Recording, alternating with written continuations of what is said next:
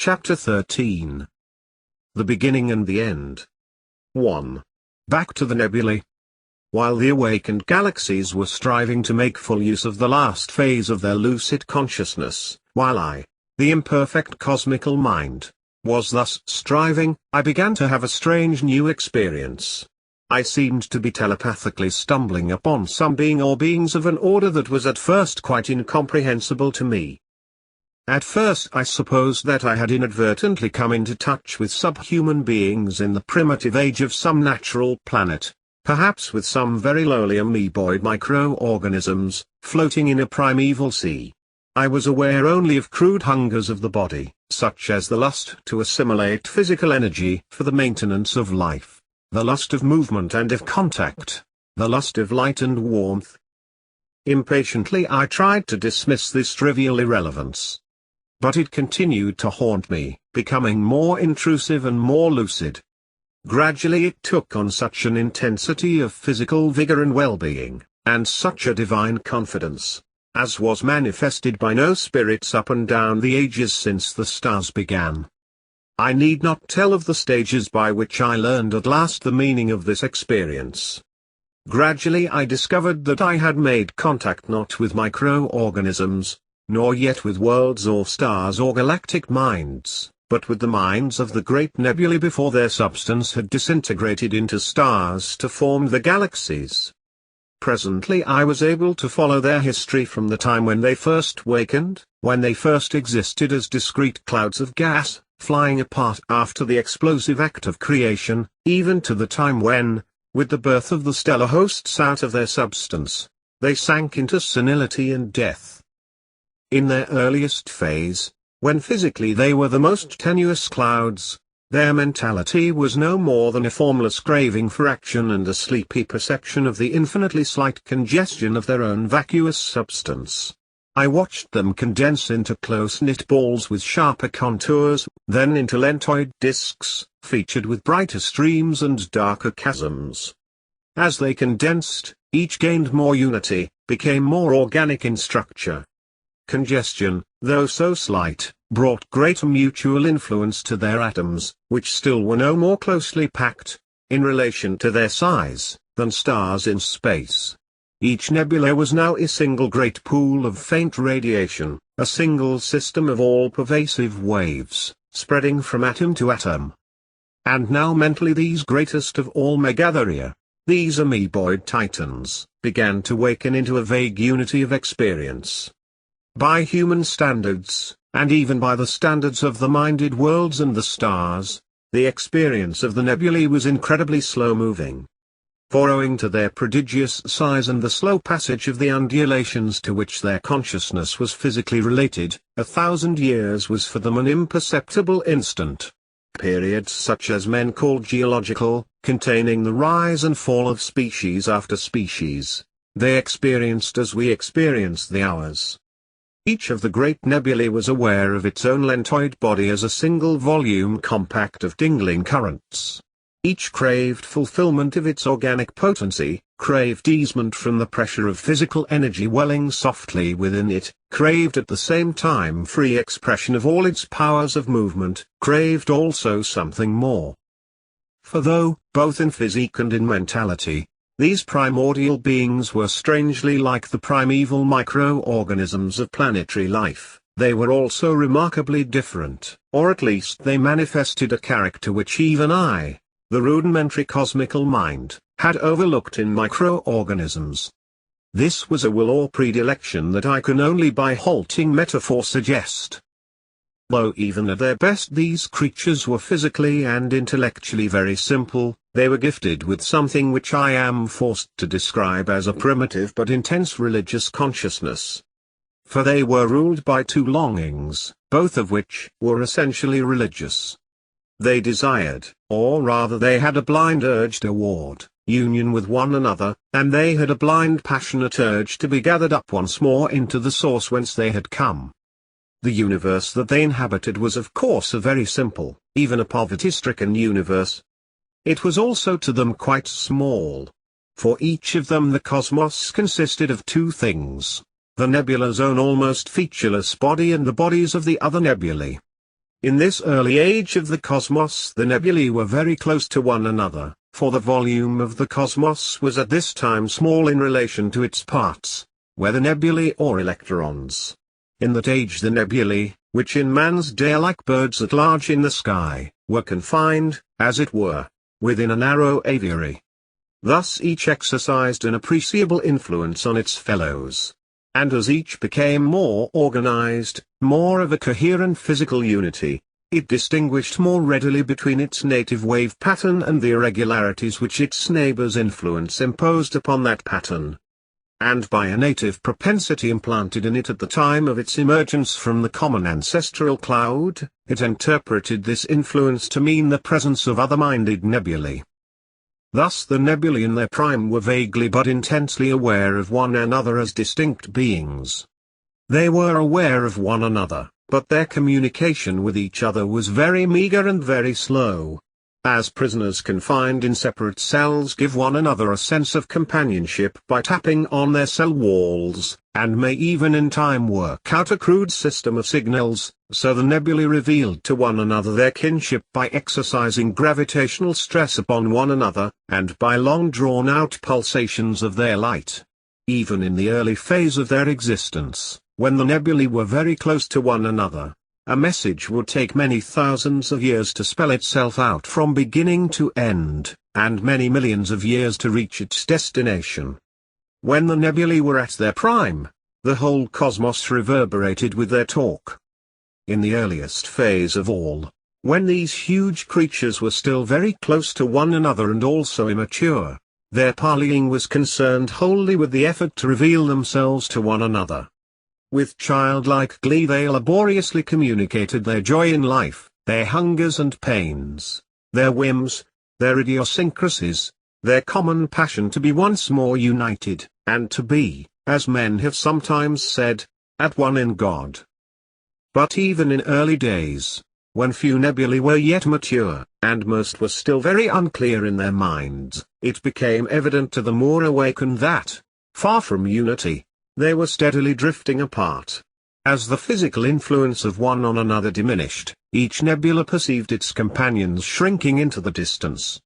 Messages took longer and longer to elicit answers. Had the nebulae been able to communicate telepathically, the expansion of the universe might have been faced without despair. But these beings were apparently too simple to make direct and lucid mental contact with one another. Thus they found themselves doomed to separation. And since their life tempo was so slow, they seemed to themselves to have scarcely found one another before they must be parted. Bitterly they regretted the blindness of their infancy. For as they reached maturity they conceived, one and all, not merely the passion of mutual delight which we call love, but also the conviction that through mental union with one another lay the way to union with the source whence they had come. When it had become clear that separation was inevitable, when indeed the hard-won community of these naive beings was already failing through the increased difficulty of communication, and the most remote nebulae were already receding from one another at high speed, each perforce made ready to face the mystery of existence in absolute solitude. There followed a neon, or rather for the slow-living creatures themselves a brief spell, in which they sought, by self-mastery of their own flesh and by spiritual discipline, to find the supreme illumination which all awakened beings must, in their very nature, seek. But now there appeared new trouble. Some of the eldest of the nebulae complained of a strange sickness which greatly hampered their meditations. The outer fringes of their tenuous flesh began to concentrate into little knots. These became in time grains of intense, congested fire. In the void between, there was nothing left but a few stray atoms. At first the complaint was no more serious than some trivial rash on a man's skin, but later it spread into the deeper tissues of the nebula, and was accompanied by grave mental troubles. In vain the doomed creatures resolved to turn the plague to an advantage by treating it as a heaven-sent test of the spirit.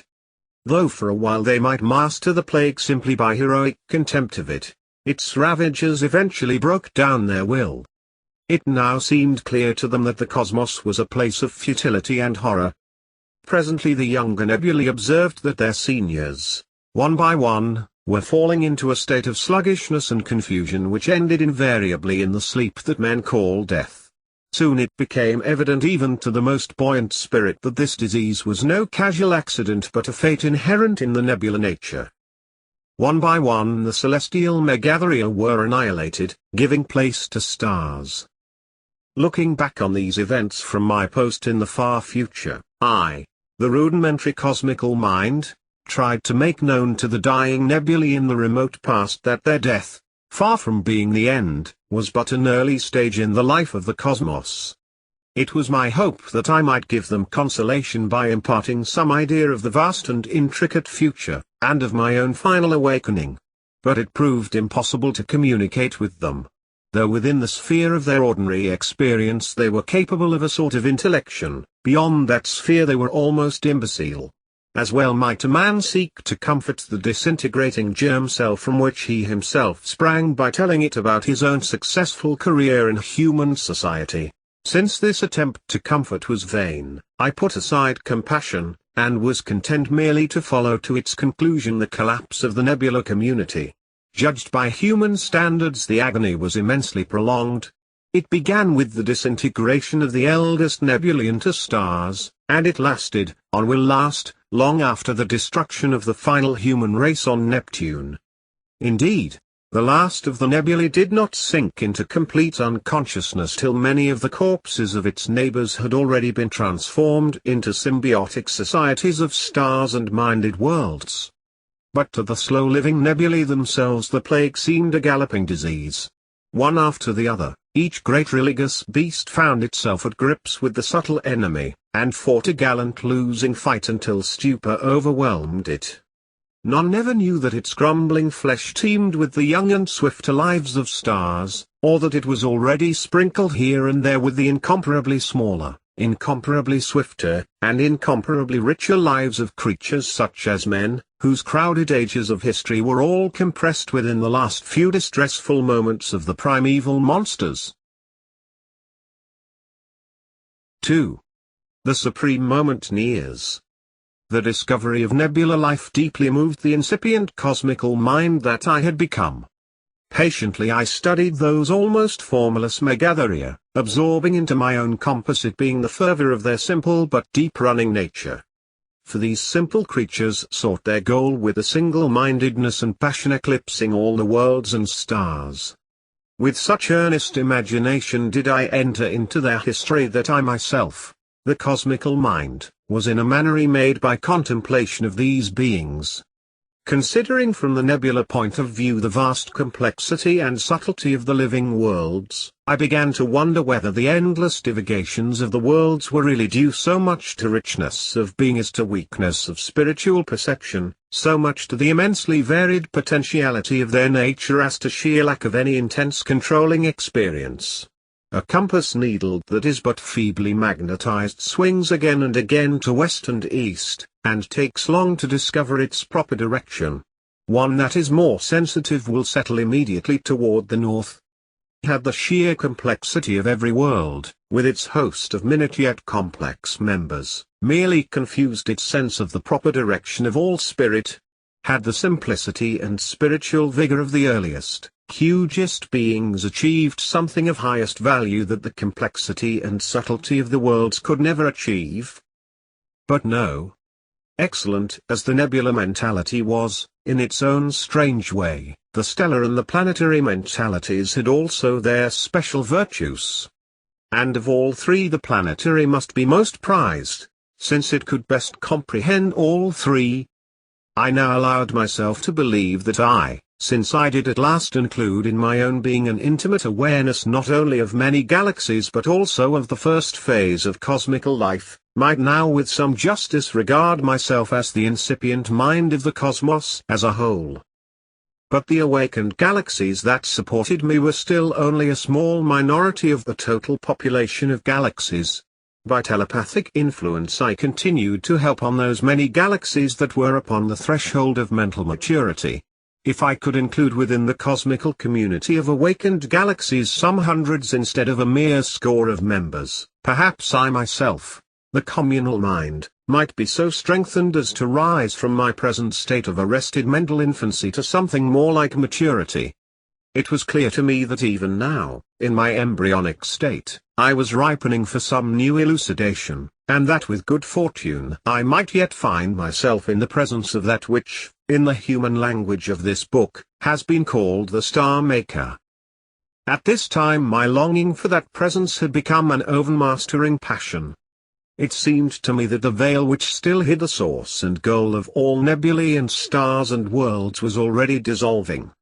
That which had kindled so many myriad beings to worship, yet had clearly revealed itself to none, that toward which all beings had blindly striven, representing it to themselves by the images of a myriad divinities, was now, I felt, on the point of revelation to me, the marred but still growing spirit of the cosmos.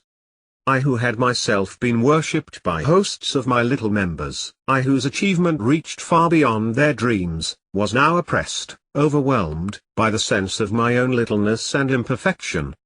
For the veiled presence of the Star Maker already overmastered me with dreadful power.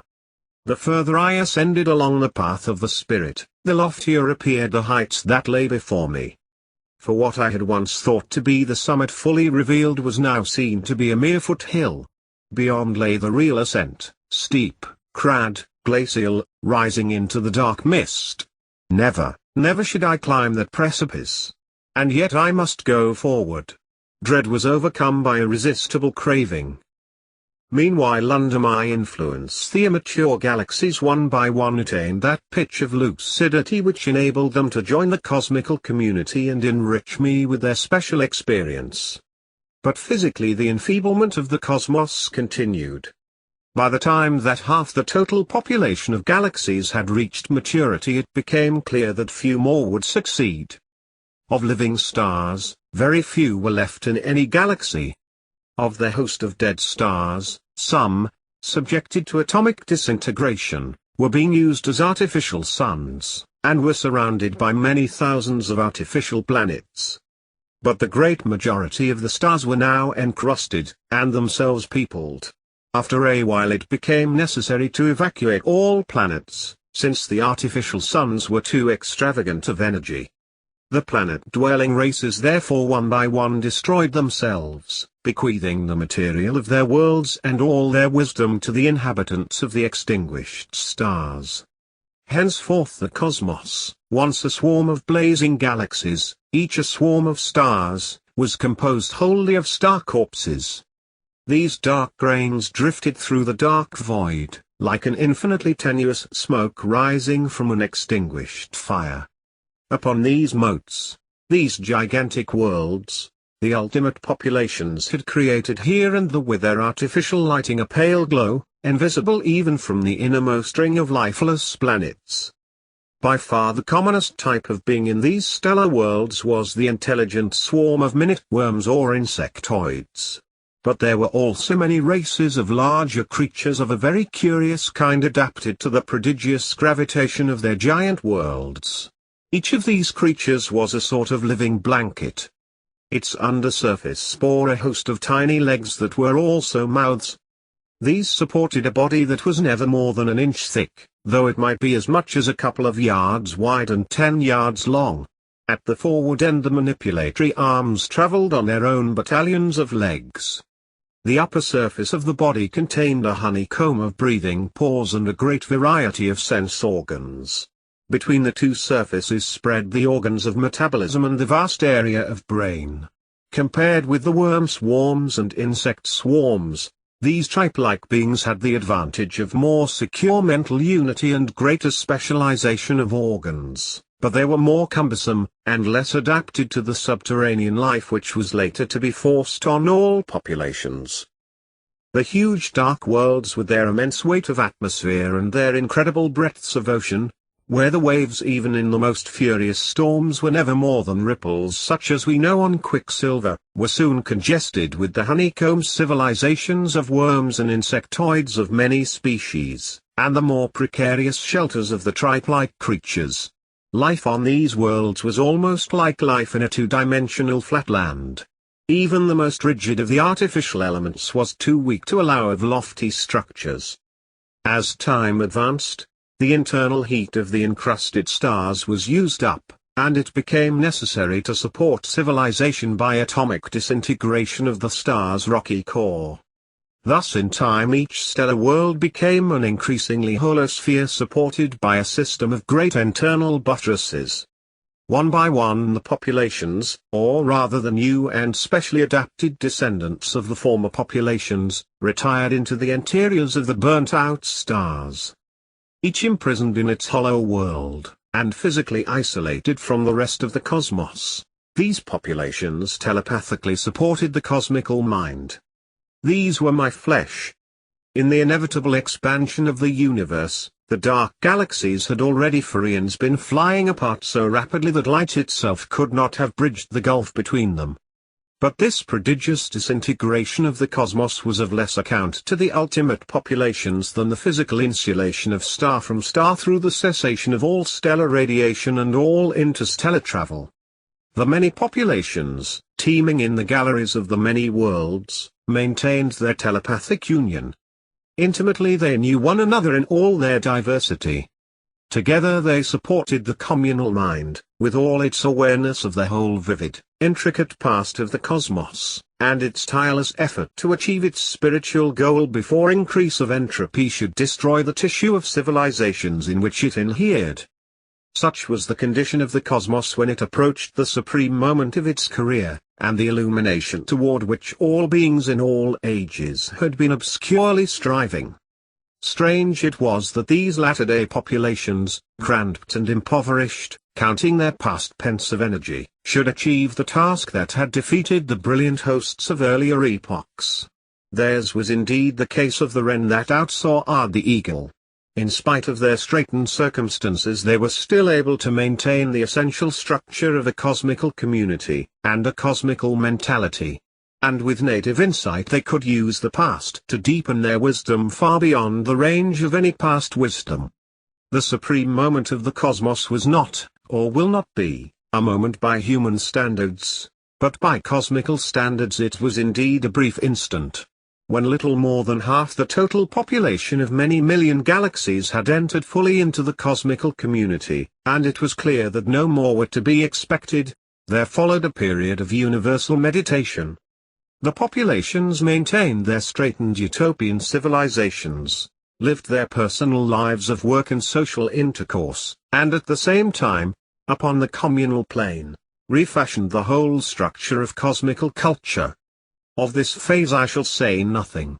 Suffice it that to each galaxy and to each world was assigned a special creative mental function, and that all assimilated the work of all. At the close of this period the communal mind, emerged remade, as from a chrysalis, and for a brief moment, which was indeed the supreme moment of the cosmos, I faced the Star Maker. For the human author of this book there is now nothing left of that age-long, that eternal moment which I experienced as the cosmical mind, save the recollection of a bitter beatitude, together with a few incoherent memories of the experience itself which fired me with that beatitude. Somehow I must tell something of that experience. Inevitably I face the task with a sense of abysmal incompetence. The greatest minds of the human race through all the ages of human history have failed to describe their moments of deepest insight. Then how dare I attempt this task? And yet I must.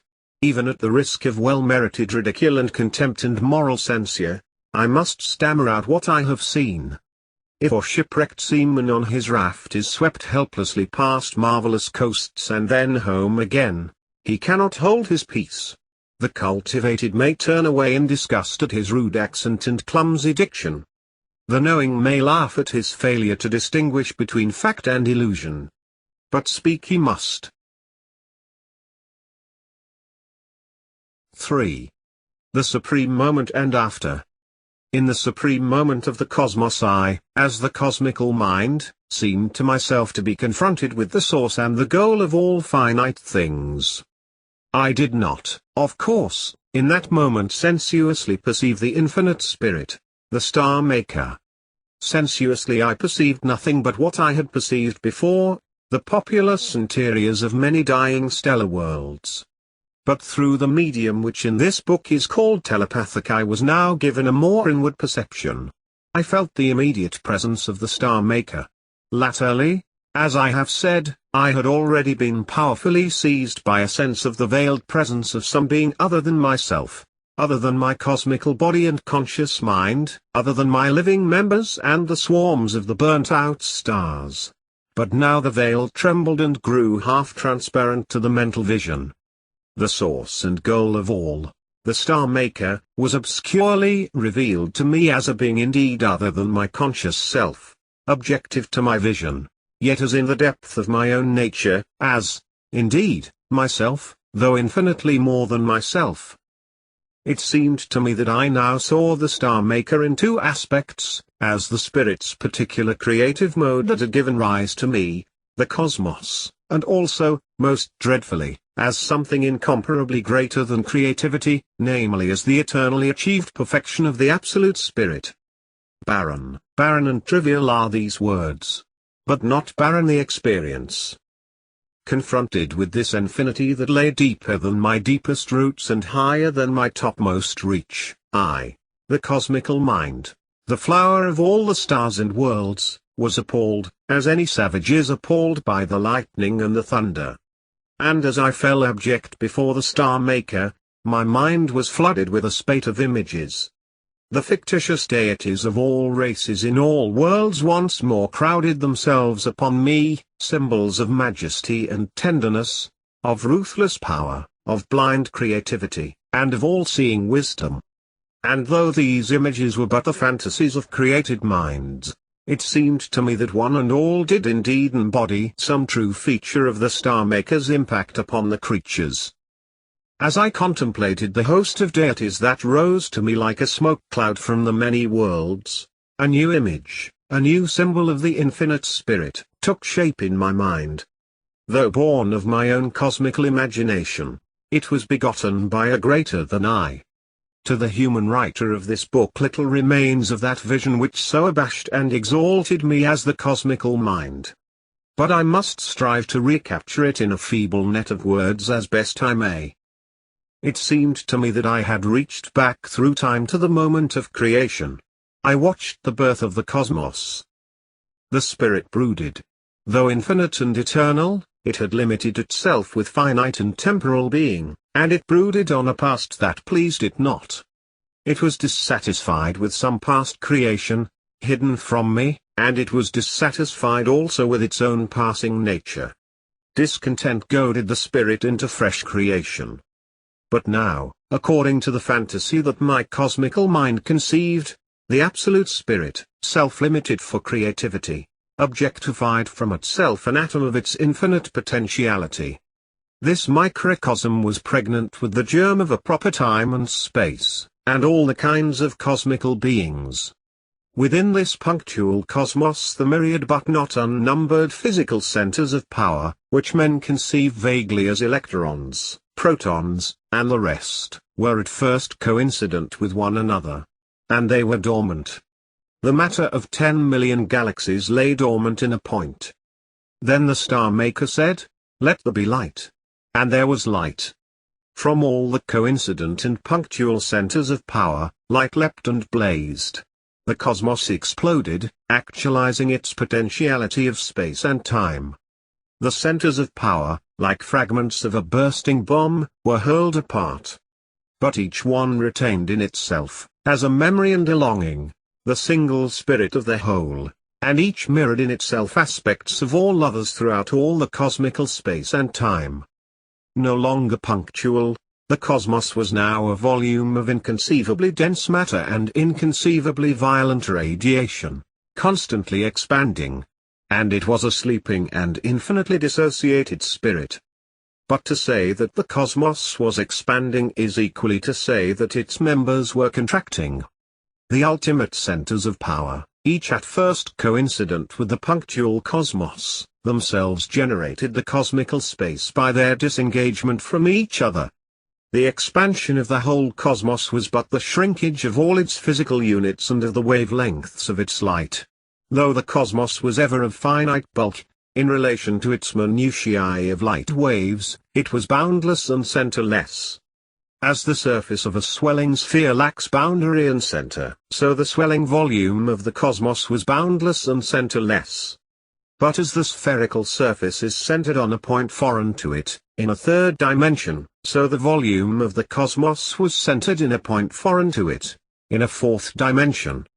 The congested and exploding cloud of fire swelled till it was of a planet's size, a star's size, the size of a whole galaxy, and of 10 million galaxies. And in swelling it became more tenuous, less brilliant, less turbulent. Presently the cosmical cloud was disrupted by the stress of its expansion in conflict with the mutual clinging of its parts, disrupted into many million cloudlets, the swarm of the great nebulae. For a while these were as close to one another in relation to their bulk as the flocculations of a mottled sky. But the channels between them widened, till they were separated as flowers on a bush, as bees in a flying swarm, as birds migrating, as ships on the sea.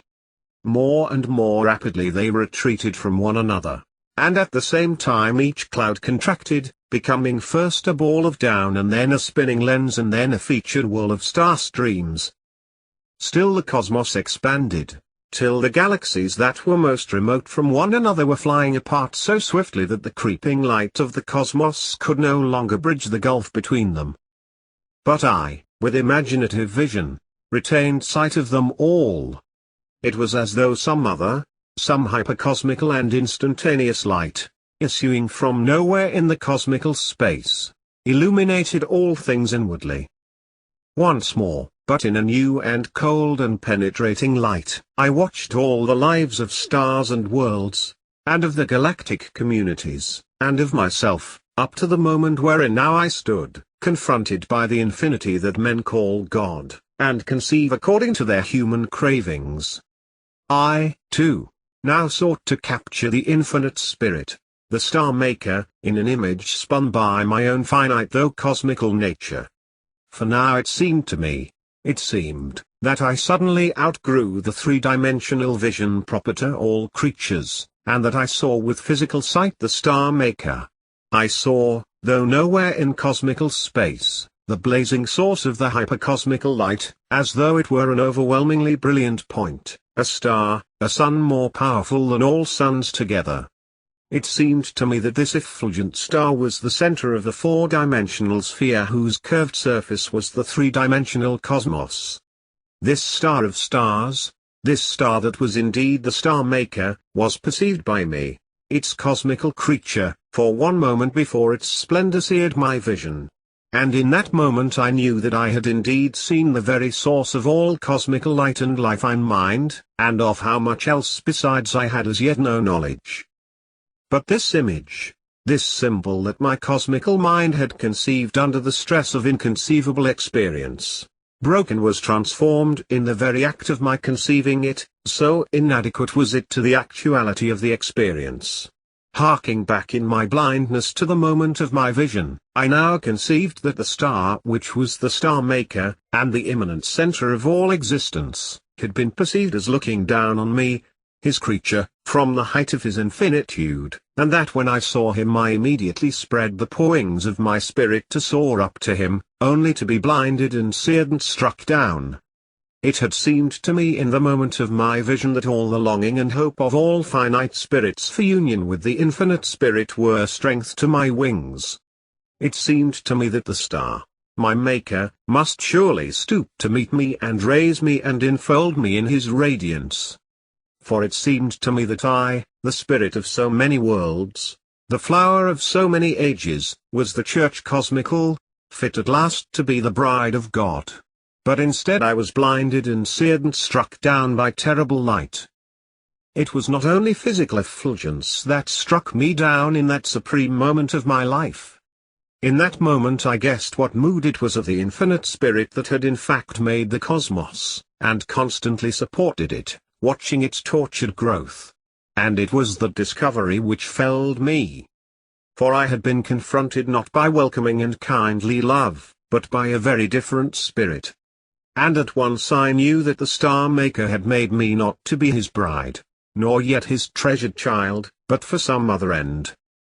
It seemed to me that he gazed down on me from the height of his divinity with the aloof though passionate attention of an artist judging his finished work, calmly rejoicing in its achievement, but recognizing at last the irrevocable flaws in its initial conception, and already lusting for fresh creation. His gaze anatomized me with calm skill, dismissing my imperfections, and absorbing for his own enrichment all the little excellence that I had won in the struggle of the ages. In my agony I cried out against my ruthless maker. I cried out that, after all, the creature was nobler than the creator, for the creature loved and craved love, even from the star that was the star maker, but the creator, the star maker, neither loved nor had need of love. But no sooner had I, in my blinded misery, cried out, than I was struck dumb with shame. For suddenly it was clear to me that virtue in the creator is not the same as virtue in the creature, for the creator, if he should love his creature, would be loving only a part of himself, but the creature, praising the creator, praises an infinity beyond himself. I saw that the virtue of the creature was to love and to worship, but the virtue of the creator was to create, and to be the infinite, the unrealizable and incomprehensible goal of worshipping creatures. Once more, but in shame and adoration, I cried out to my Maker. I said, "It is enough, and far more than enough, to be the creature of so dread and lovely a spirit, whose potency is infinite, whose nature passes the comprehension even of a minded cosmos. It is enough to have been created, to have embodied for a moment the infinite and tumultuously creative spirit. It is infinitely more than enough to have been used, to have been the rough sketch for some perfected creation." And so there came upon me a strange peace and a strange joy. Looking into the future, I saw without sorrow, rather with quiet interest, my own decline and fall. I saw the populations of the stellar worlds use up more and more of their resources for the maintenance of their frugal civilizations. So much of the interior matter of the stars did they disintegrate, that their worlds were in danger of collapse. Some worlds did indeed crash in fragments upon their hollow centers, destroying the indwelling peoples. Most, before the critical point was reached, were remade, patiently taken to pieces and rebuilt upon a smaller scale. One by one, each star was turned into a world of merely planetary size. Some were no bigger than the moon. The populations themselves were reduced to a mere millionth of their original numbers, maintaining within each little hollow grain a mere skeleton civilization in conditions that became increasingly penurious. Looking into the future eons from the supreme moment of the cosmos, I saw the populations still with all their strength maintaining the essentials of their ancient culture, still living their personal lives in zest and endless novelty of action, still practicing telepathic intercourse between worlds, still telepathically sharing all that was of value in their respective world spirits, still supporting a truly cosmical community with its single cosmical mind. I saw myself still preserving, though with increasing difficulty, my lucid consciousness, battling against the onset of drowsiness and senility, no longer in the hope of winning through to any more glorious state than that which I had already known, or of laying a less inadequate jewel of worship before the Star Maker, but simply out of sheer hunger for experience, and out of loyalty to the Spirit. But inevitably decay overtook me. World after world, battling with increasing economic difficulties, was forced to reduce its population below the numbers needed for the functioning of its own communal mentality. Then, like a degenerating brain center, it could no longer fulfill its part in the cosmical experience. Looking forward from my station in the supreme moment of the cosmos, I saw myself, the cosmical mind, sink steadily toward death. But in this my last eon, when all my powers were waning, and the burden of my decaying body pressed heavily on my enfeebled courage, an obscure memory of past lucidity still consoled me. For confusedly I knew that even in this my last, most piteous age I was still under the zestful though remote gaze of the Star Maker. Still probing the future, from the moment of my supreme unwithered maturity, I saw my death, the final breaking of those telepathic contacts on which my being depended. Thereafter the few surviving worlds lived on in absolute isolation, and in that barbarian condition which men call civilized. Then in world after world the basic skills of material civilization began to fail, and in particular the techniques of atomic disintegration and photosynthesis. World after world either accidentally exploded its little remaining store of matter, and was turned into a spreading, fading sphere of light waves in the immense darkness, or else died miserably of starvation and cold. Presently nothing was left in the whole cosmos but darkness and the dark whiffs of dust that once were galaxies. Eons incalculable passed. Little by little each whiff of dust grains contracted upon itself through the gravitational influence of its parts, till at last, not without fiery collisions between wandering grains, all the matter in each whiff was concentrated to become a single lump. The pressure of the huge outer regions heated the center of each lump to incandescence and even to explosive activity. But little by little the last resources of the cosmos were radiated away from the cooling lumps, and nothing was left but rock and the inconceivably faint ripples of radiation that crept in all directions throughout the ever-expanding cosmos, far too slowly to bridge the increasing gulfs between the islanded grains of rock. Meanwhile, since each rocky sphere that had once been a galaxy had been born beyond every possible physical influence of its fellows, and there were no minds to maintain telepathic contact between them, each was in effect a wholly distinct universe. And since all change had ceased, the proper time of each barren universe had also ceased. Since this apparently was to be the static and eternal end, I withdrew my fatigued attention back once more to the supreme moment which was in fact my present, or rather my immediate past. And with the whole mature power of my mind I tried to see more clearly what it was that had been present to me in that immediate past.